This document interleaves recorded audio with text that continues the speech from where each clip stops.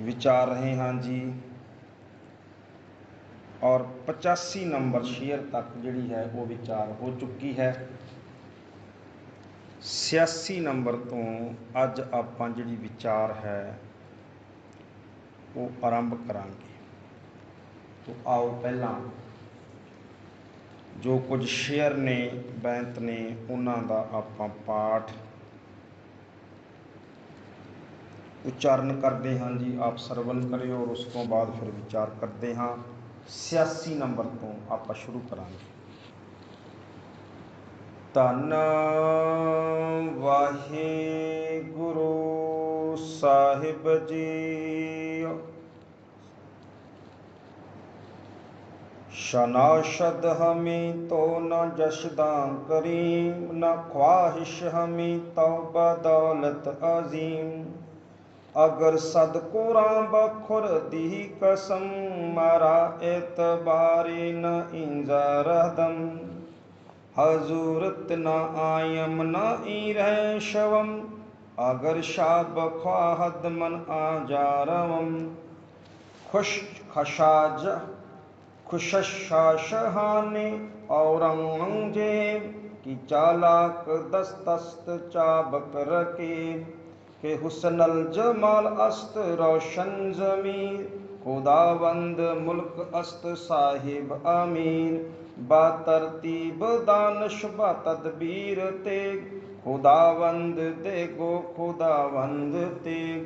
के रोशन जमीर अस्त हुस्नल जमाल, खुदावंद बख्शिंदे मुल्को माल।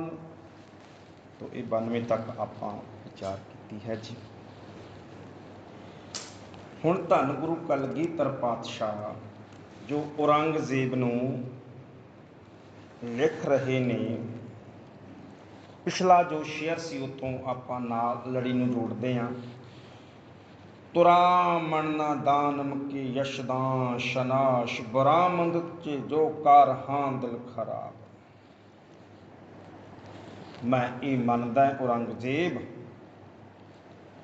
कि तू खुदा दी पछाण करन वाला है, मैं ये नहीं मनदा। तुरा मनना दानम जो पिछला सी, मेरा मन नहीं मनदा कि तू यशदाश नाश के तू रब दी पछाण करन वाला है। बरामद जे तो कर हां दिल खराब, क्योंकि तेरे हथों पता ही नहीं किन्नियां दे दिल दुखी ने, तू किन्नियां दे दिल नूं दुखाया है। तो पातशाह नूं दिल दुखाउण वाला कह रहे ने। तो ये जो वचन है अगला, शनाशुद हमी तो न यशदां करीम। करीम हुंदा कृपालू, यशदां वो एक परमात्मा रब खुदा अल्लाह।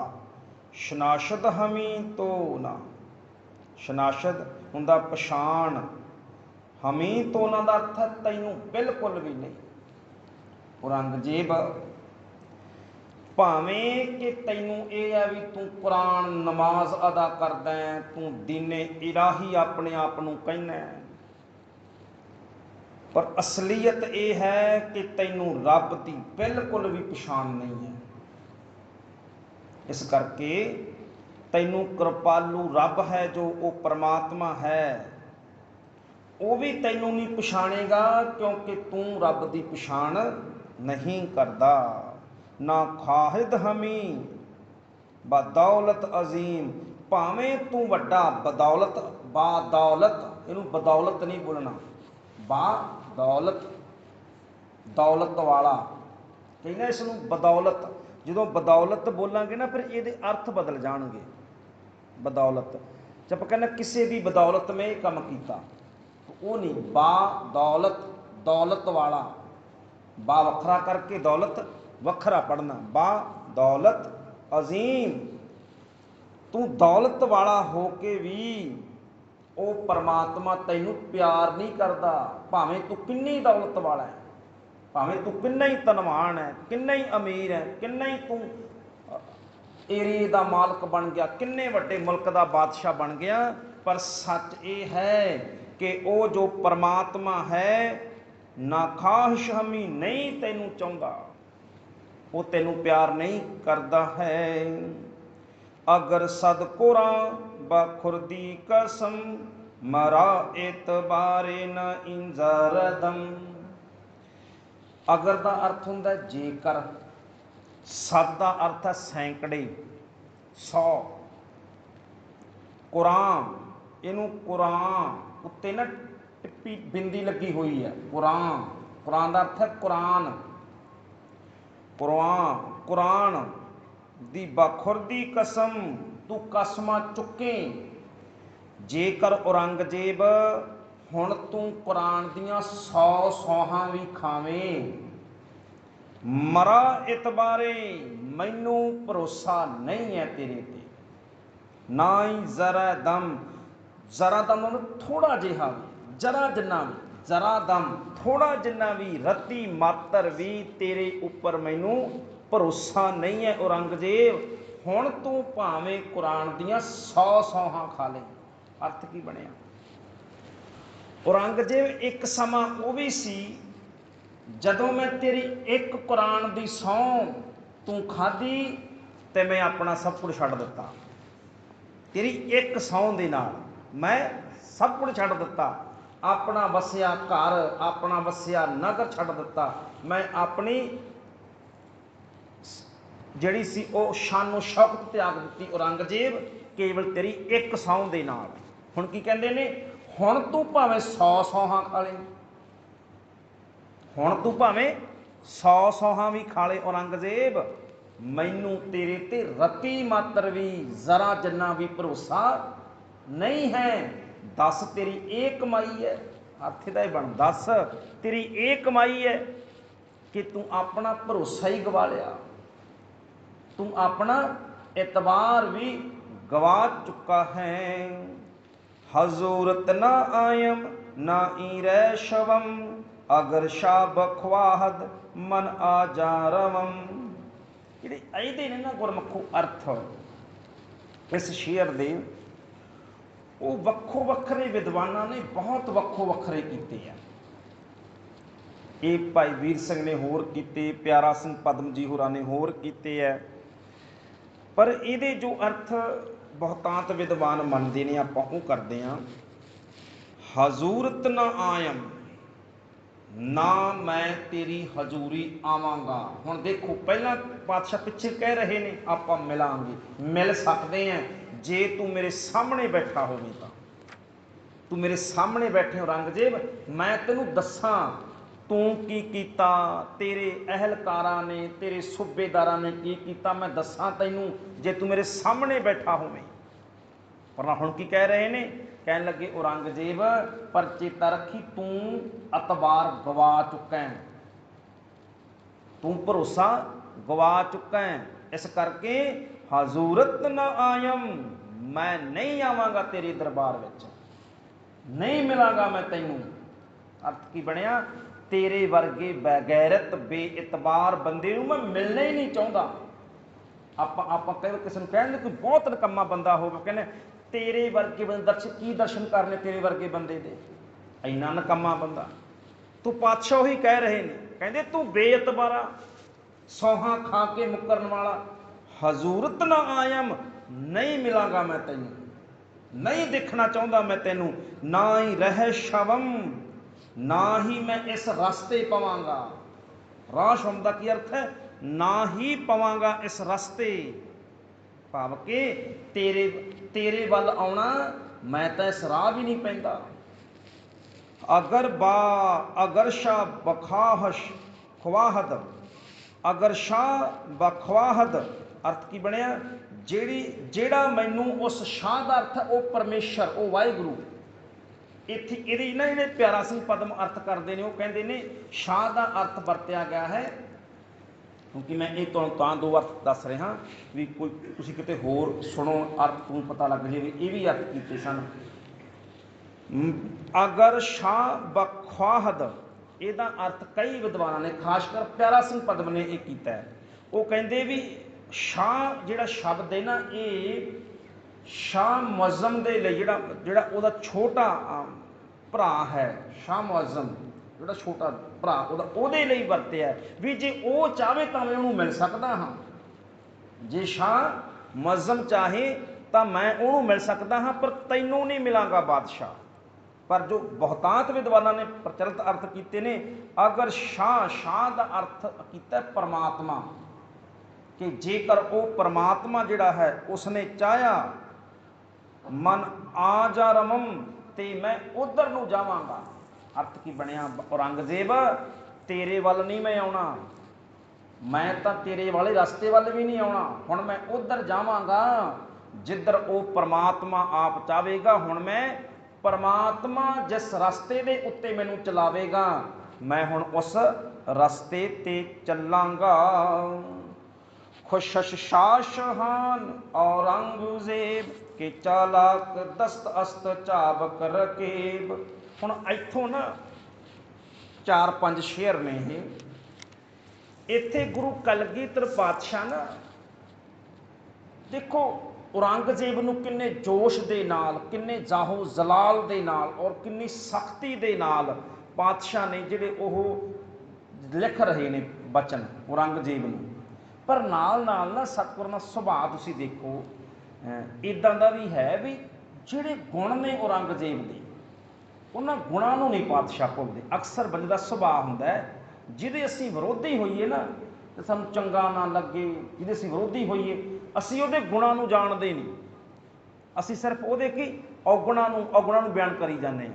पर इत्थे धन गुरु कलगीधर पातशाह ने जिहड़े उहदे गुण ने औरंगजेब दे चंगे गुण, देखो कुछ ना कुछ चंगे गुण तो होणगे।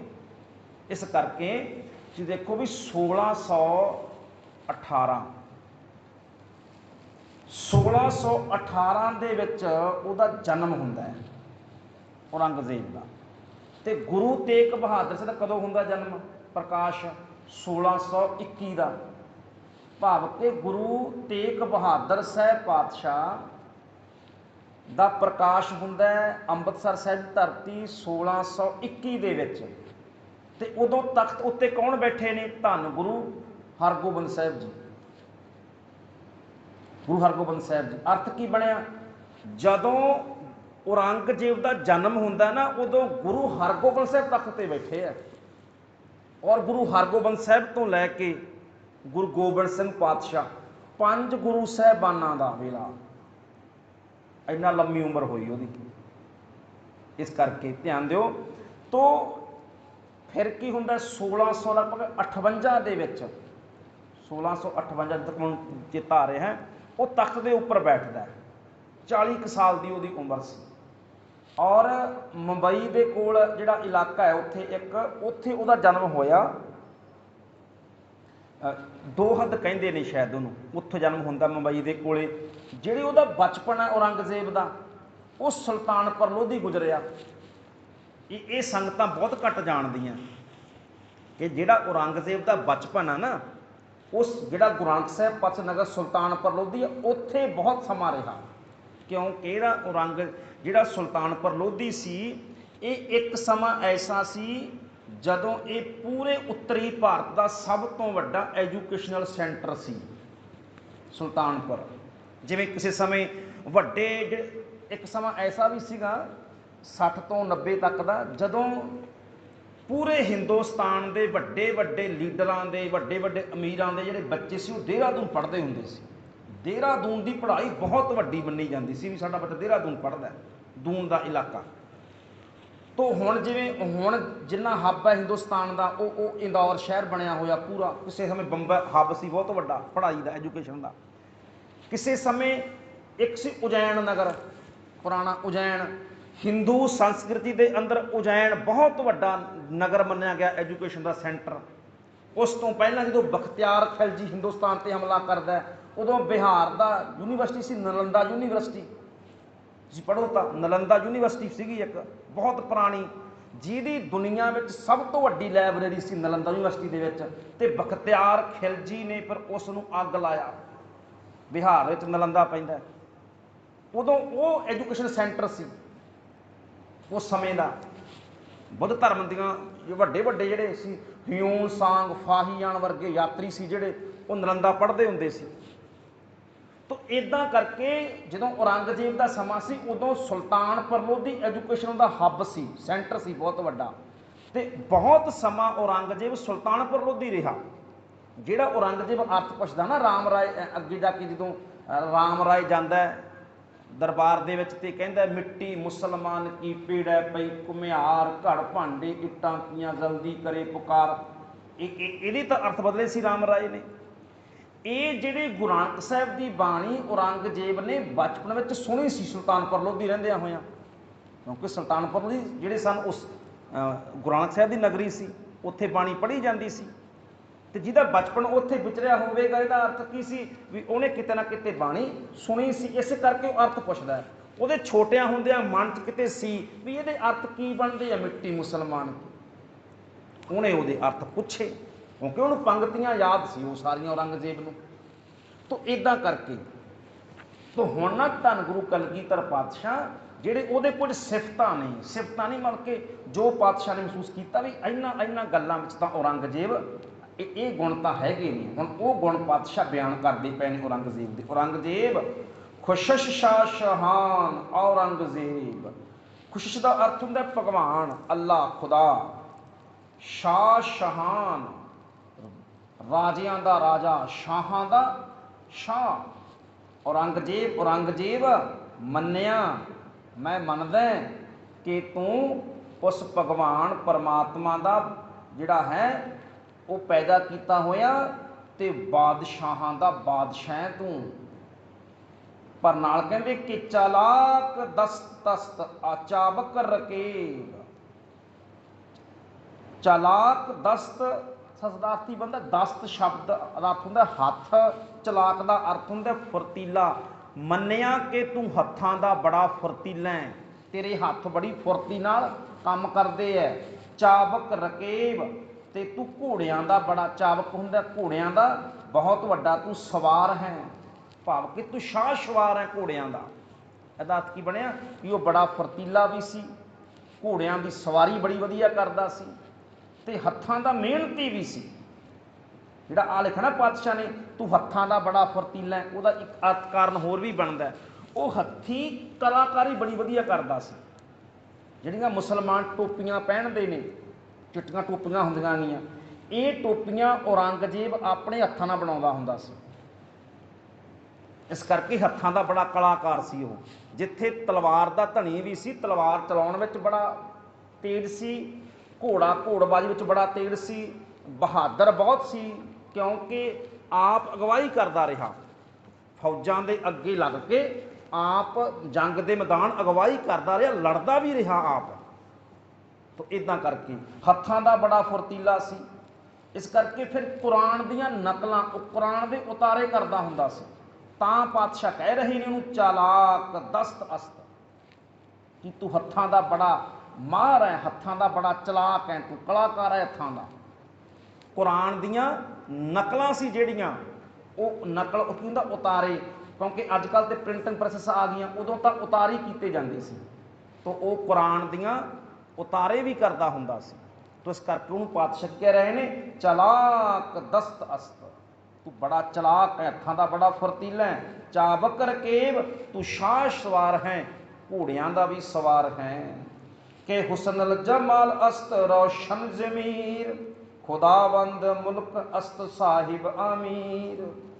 ਹੁਸਨਲ ਹੁੰਦਾ ਹੁਸਨ ਵਾਲਾ ਬੜਾ ਸੋਹਣਾ। ਰੋਸ਼ਨ ਜ਼ਮੀਰ ਤੋਂ ਬਹੁਤ ਸਿਆਣਾ ਹੋਣਾ, ਬੁੱਧੀਵਾਨ ਹੋਣਾ। ਰੋਸ਼ਨ ਜ਼ਮੀਰ ਅਰਥ ਕੀ ਬੜਾ ਬੁੱਧੀਵਾਨ ਸਿਆਣਾ। ਖੁਦਾਵੰਦ ਮੁਲਕ ਸਾਹਿਬ ਅਮੀਰ ਅਸਤ ਸਾਹਿਬ, ਖੁਦਾਵੰਦ ਮੁਲਕ ਤੂੰ ਬਹੁਤ ਦੇਸ਼ਾਂ ਦਾ ਮਾਲਕ ਹੈ। ਖੁਦਾਵੰਦ ਕੀ ਹੁੰਦਾ ਮਾਲਕ, ਮੁਲਕ ਬਹੁਤ ਮੁਲਕਾਂ ਦਾ। ਸਾਹਿਬ ਅਮੀਰ ਤੇ ਤੂੰ ਸਾਹਿਬ ਅਮੀਰ ਦਾ ਕੀ ਅਰਥ ਹੁੰਦਾ ਹਾਕਮਾਂ ਦਾ ਹਾਕਮ, ਹਾਕਮਾਂ ਦਾ ਸਰਦਾਰ। ਔਰੰਗਜ਼ੇਬ ਮੰਨਿਆ ਤੂੰ ਬਹੁਤ ਸੋਹਣਾ ਹੈ, ਔਰੰਗਜ਼ੇਬ ਮੰਨਿਆ ਤੂੰ ਬਹੁਤ ਸੁੰਦਰ ਹੈ, ਤੂੰ ਇੰਨੇ ਵੱਡੇ ਮੁਲਕ ਦਾ ਮਾਲਕ ਹੈ ਤੇ ਤੂੰ ਹਾਕਮਾਂ ਦਾ ਹਾਕਮ ਸਰਦਾਰ ਵੀ ਹੈ। ਬਾ ਤਰਤੀਬ ਦਾਨਿਸ਼ ਬਾ ਤਦਬੀਰ ਤੇਗ, ਖੁਦਾਵੰਦ ਦੇਗੋ ਖੁਦਾਵੰਦ ਤੇਗ। ਬਾ ਤਰਤੀਬ ਦਾ ਅਰਥ ਹੈ ਜੁਗਤੀ ਨਾਲ ਕੰਮ ਕਰਨ ਵਾਲਾ, ਤਰਤੀਬ ਦੇ ਨਾਲ ਕੰਮ ਕਰਨ ਵਾਲਾ। ਬਾ ਤਰਤੀਬ, ਤਰਤੀਬ ਦੇ ਨਾਲ, ਜੁਗਤੀ ਦੇ ਨਾਲ ਕੰਮ ਕਰਨ ਵਾਲਾ। ਦਾਨਿਸ਼, ਸਿਆਣਾ, ਤੇਜ ਬੁੱਧੀ ਵਾਲਾ। ਬਾ ਤਦਬੀਰ, ਤੇਗ, ਤੇਗ ਦੇ ਜ਼ੋਰ ਦੇ ਨਾਲ ਕੰਮ ਕਰਨ ਵਾਲਾ। ਖੁਦਾਵੰਦ ਦੇਖੋ, ਖੁਦਾਵੰਦ ਤੇਗ। ਖੁਦਾਵੰਦ ਕੀ ਹੁੰਦਾ? ਧਨੀ, ਵੱਡਾ, ਬਹਾਦਰ। ਅਰਥ ਕੀ ਬਣਿਆ? ਹੇ ਔਰੰਗਜ਼ੇਬ, ਅਸੀਂ ਮੰਨਿਆ, ਮੈਂ ਮੰਨਦਾ ਕਿ ਤੂੰ ਬਾ ਤਰਤੀਬ, ਤੂੰ ਬੜੀ ਜੁਗਤ ਦੇ ਨਾਲ ਰਾਜ ਪ੍ਰਬੰਧ ਚਲਾਉਣ ਵਾਲਾ ਹੈ। ਬਾ ਤਰਤੀਬ ਦਾ ਕੀ ਅਰਥ ਹੈ? ਤੂੰ ਬੜੀ ਤਰੀਕੇ ਨਾਲ, ਬੜੀ ਜੁਗਤ ਦੇ ਨਾਲ ਤੂੰ ਰਾਜ ਪ੍ਰਬੰਧ ਚਲਾਉਣ ਵਾਲਾ ਹੈ, ਮੰਨਦਾ ਮੈਂ। ਔਰ ਵੇਖੋ ਨਾ, ਜਦੋਂ ਬਾਦਸ਼ਾਹ ਔਰੰਗਜ਼ੇਬ ਤਖਤ ਦੇ ਉੱਤੇ ਬੈਠਦਾ ਹੈ, ਪੂਰੇ ਹਿੰਦੁਸਤਾਨ 'ਚ ਬਗਾਵਤ ਹੋ ਰਹੀ ਹੈ। ਭਰਾਵਾਂ ਨੇ ਬਗਾਵਤ ਕਰ ਦਿੱਤੀ ਸੀ। ਦਾਰਾ ਸ਼ਿਕੋਹ ਨੇ ਕੀਤੀ, ਮਜ਼ਮ ਨੇ ਕੀਤੀ, ਮੁਰਾਦ ਨੇ ਕੀਤੀ, ਜਿਹੜੇ ਭਰਾ ਸੀ ਉਹਦੇ, ਸਾਰਿਆਂ ਨੇ ਕੀਤੀ। ਪਰ ਸਾਰਿਆਂ ਦੀ ਬਗਾਵਤ ਨੂੰ ਦਬਾ ਲਿਆ ਉਹਨੇ, ਕੰਟਰੋਲ ਕਰ ਲਿਆ ਸਾਰਿਆਂ ਨੂੰ। ਇਸ ਕਰਕੇ ਚੰਗਾ ਰਾਜ ਪ੍ਰਬੰਧਕ ਤਾਂ ਸੀ ਫਿਰ ਉਹ। ਐਡੇ ਵੱਡੇ ਜਿਹੜਾ ਸੀ ਏਰੀਆ, ਕੰਨਿਆ ਕੁਮਾਰੀ ਤੋਂ ਲੈ ਕਸ਼ਮੀਰ ਤੱਕ ਤੁਸੀਂ ਦੇਖੋ, ਔਰ ਇੱਧਰ ਬੰਗਾਲ ਤੋਂ ਲੈ ਕੇ, ਬੰਗਲਾਦੇਸ਼ ਤੋਂ ਲੈ ਕੇ ਉਹ ਕਾਬਲ ਕੰਧਾਰ ਤੱਕ, ਕਿੰਨਾ ਵੱਡਾ ਰਾਜ ਸੀ ਔਰੰਗਜ਼ੇਬ ਦਾ। ਇੰਨੇ ਰਾਜ ਨੂੰ ਇੱਕ ਬੰਦਾ ਕੰਟਰੋਲ ਕਰ ਰਿਹਾ ਹੈ, ਭਾਵ ਕਿ ਚੰਗਾ ਰਾਜ ਪ੍ਰਬੰਧਕ ਸੀ ਉਹ। ਤਾਂ ਪਾਤਸ਼ਾਹ ਕਹਿ ਰਹੇ ਨੇ, ਬਾ ਤਰਤੀਬ, ਮੰਨਿਆ ਤੂੰ ਜੁਗਤ ਵਾਲਾ ਹੈ। ਦਾਨਿਸ਼, ਬਾ ਤਦਬੀਰ, ਤੇਗ, ਤੂੰ ਤੇਗ ਦੇ ਜ਼ੋਰ ਦੇ ਨਾਲ ਸਾਰੇ ਮੁਲਕ ਦੇ ਉੱਤੇ ਰਾਜ ਕਰਨ ਵਾਲਾ ਵੀ ਹੈ। ਖੁਦਾਵੰਦ ਦੇਖੋ, ਖੁਦਾਵੰਦ ਤੇਗ, ਭਾਵ ਕਿ ਤੂੰ ਦੇਗ ਤੇ ਤੇਗ ਦੇ ਨਾਲ, ਦੇਗ ਦੇ ਨਾਲ, ਤੇਗ ਦੇ ਨਾਲ ਤੂੰ ਹਿੰਦੁਸਤਾਨ ਦਾ ਮਾਲਕ ਬਣ ਕੇ ਬਹਿ ਗਿਆ ਹੈ। ਇਸੇ ਨੂੰ ਵੇਖੋ, ਇਹ ਦੋ ਚੀਜ਼ਾਂ ਹੁੰਦੀਆਂ। ਜਿਹੜਾ ਕੋਈ ਵੀ ਬਾਦਸ਼ਾਹ ਹੁੰਦਾ ਨਾ, ਉਹਦੇ ਲਈ ਦੋ ਚੀਜ਼ਾਂ ਹੋਣੀਆਂ ਜ਼ਰੂਰੀ ਨੇ। ਇੱਕ ਤੇਗ ਦਾ ਧਣੀ, ਇੱਕ ਦੇਗ ਦਾ ਧਣੀ। ਦੇਗ ਦਾ ਕੀ ਅਰਥ ਹੈ? ਭੋਜਨ। ਦੇਗ ਦਾ ਕੀ ਅਰਥ ਹੈ? ਭੋਜਨ।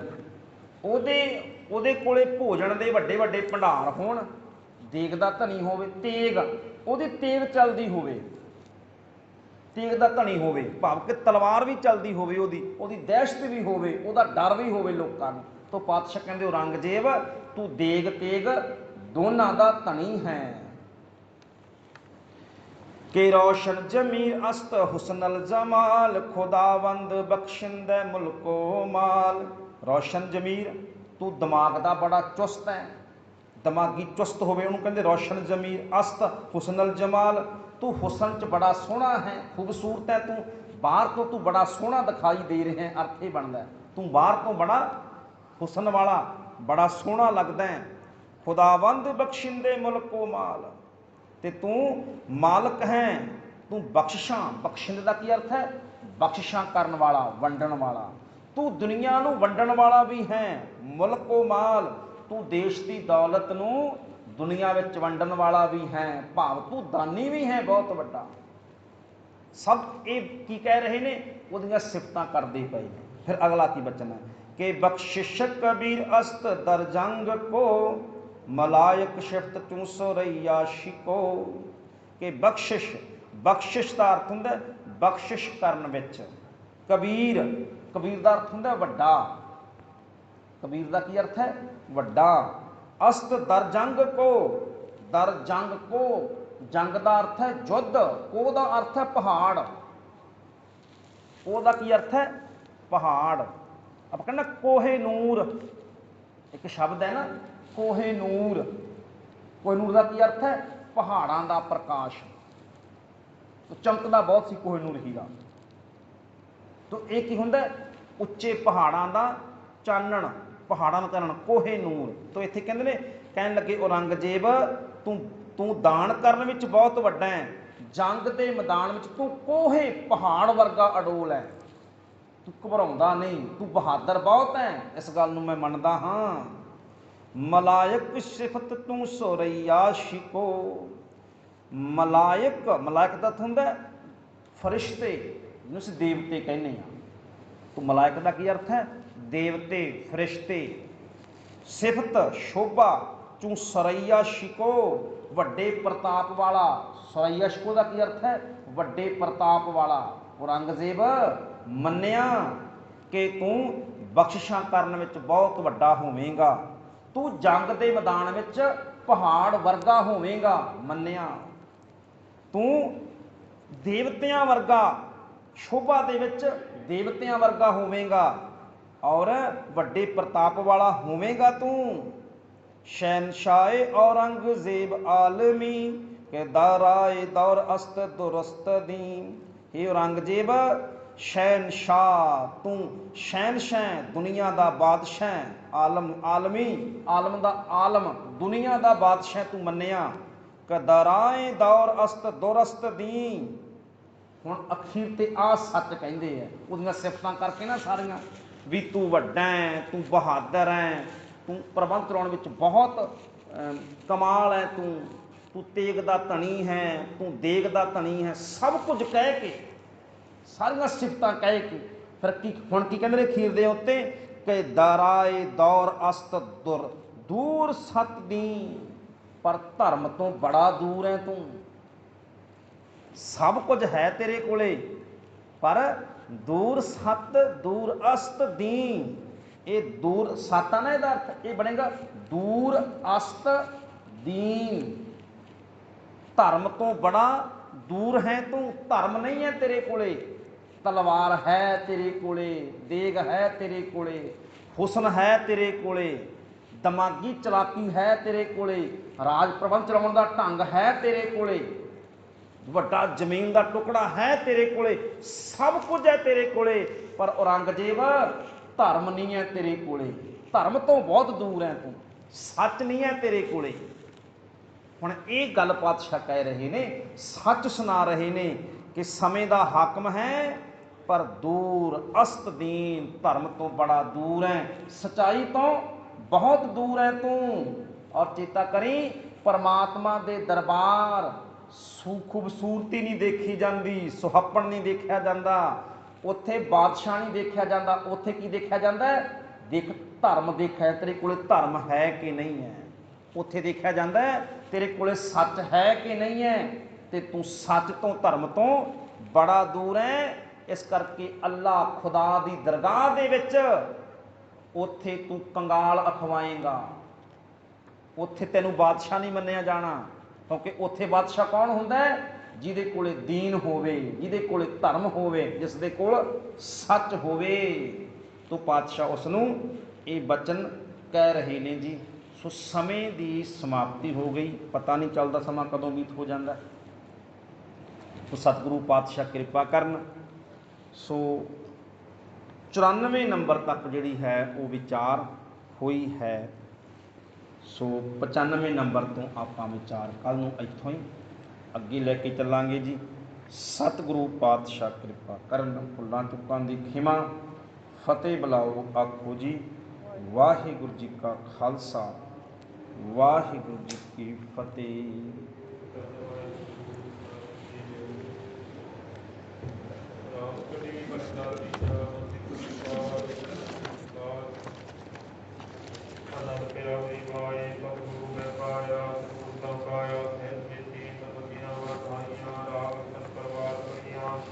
ਸ਼ਬਦ ਬਾਮਣ ਆਈਆਂ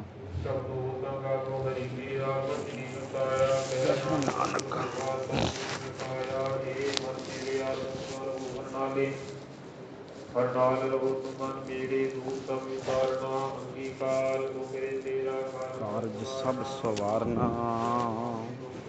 ਤੁਮਨ ਮੇਰੇ